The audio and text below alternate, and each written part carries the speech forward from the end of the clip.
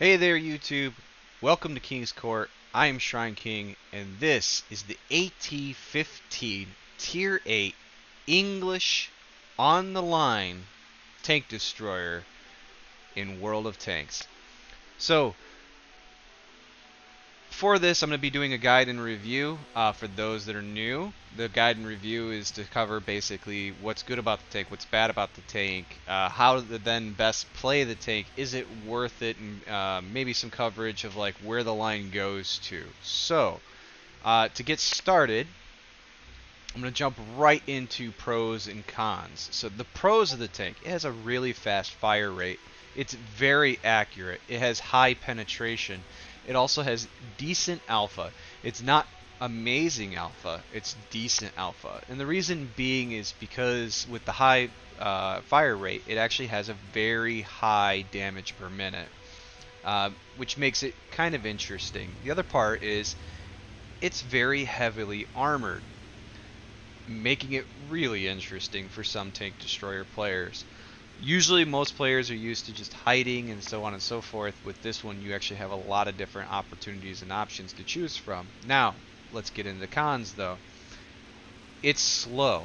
It can barely turn. It also has certain weak points that are pretty widely known because people are tired of this tank or having to fight this tank. It is susceptible to high explosives. Most people will start using it. It hurts very badly if it gets tracked because of the fact that then you can't really properly angle the tank to try to make sure that people are not able to penetrate you. Also, when tracked, it gives them a little more time to concentrate on those weak points. It does not have very good view range. And its radio, well actually I'm sorry, one of the good things to note is it does have a good radio. But on the con side, yes, it does not have a very good view, which it's probably because it's just this big old tank and they barely can see out of it. With that, one final point that I would make about some of the weaknesses to the tank is that it's very susceptible to a team pushing you. If they get around you, so on and so forth, you're pretty much screwed. And also, by the way, because of the tank, it's widely known, chances are a lot of the artillery players will be aiming for you. So like right here, you'll see I actually just got nailed by artillery. When they see you, people will be calling for help pretty often, and not only that, but then technically most artillery they already know anyway, so they're going to be aiming for you. So let's go ahead and jump into the guide of the tank, right? Or I guess, while like kind of to the guide or the actually, no, I guess to the review, right? The line actually leads into, I think it's the Badger is the name of it. In the playstyle is pretty much always the same. It's going to be heavily armored, high damage output, very accurate, but not necessarily extremely fast. Which makes it an interesting line to go down to because like the other one, the other British line actually has really high alpha damage, but the damage per minute is kind of lower, which means basically it's able to make a significant whack on a opponent, most likely killing it, but not necessarily is it able to sustain or sit out in the combat and just keep plugging away at many targets, which, I mean, each thing has its strength and weakness. So for this tank, there is some options. So one, you'll see here I actually pushed. I actually played as if I was a heavy and I just kept going. And you'll notice I didn't really stop either. I didn't sit there and stop to take an aim like I am right now. See, in this case, that target's far enough. I'm like, yeah, I really do need to stop and take aim. When I was pushing, a lot of targets were relatively close. And as I said, this tank is actually relatively accurate. So rather than stopping to take an aim, I just kept pushing so that way the enemy did not have real time to try to just aim for my tracks or aim for weak spots, so on and so forth. Now, with that said, particularly this tank in the AT-15, it has two weak spots.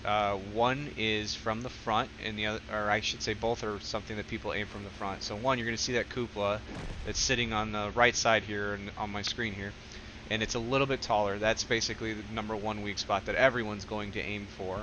The other one that people don't really know is that there's a gun port on the left side that is kind of small, and it kind of depends though because it is pretty well armored, but it is a weak spot as well. So if in the event someone's guarding that cupola, that's one part to aim for. Now, as the player, right, so as the guide, you want to try to keep your cupola hidden as much as possible. So try to always approach where you have like some kind of cover on the right side, so that way it's covering that cupola. Another thing that you can kind of do to trick it is actually if you rotate or angle your hull, kind of like to the right, it does the same thing. And then if you turn to the left a little bit, that makes it where angling kind of becomes weird and gives a potential to bounce even if they were trying to aim for your cupola. While staying hidden can be a good thing and being able to plug away shots, honestly, this thing is easily to spot, so you actually don't really want to try to stay hidden. You want to actually literally stay out of sight. So that means pay attention to where maximum view range is. That's the white circle around the take on the minimap. And stay outside of that from your enemies. Use your radar, or I'm not, sorry, not radar, radio, to fight against your opponents. Now, like I said, that was just pretty much the gist to the tank. It is pretty heavy, so a lot of it is just kind of just push, help your heavies typically. In the event, like I said, you can stay back and kind of hide. If you're doing that, typically what that comes down to is you're just going to pretty much protect the base.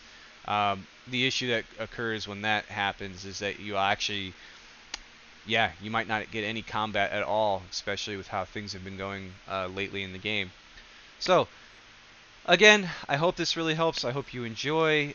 Please let me know what you like or what you think. Like, subscribe. And again, I'm doing these videos once every Friday, or it'll release every Friday, I should say, at 7 a.m. I am trying to maintain videos basically every week. These are the gist of most of them. I'm also looking into other games and stuff like that, and I'm working on trying to post some videos also during the week, maybe like on a Wednesday or something like that, as other or extra content. But you should always at least see one posting from me a week. Alright, thanks again, and like I said, glad to have you here at King's Court, and hope to catch you next time.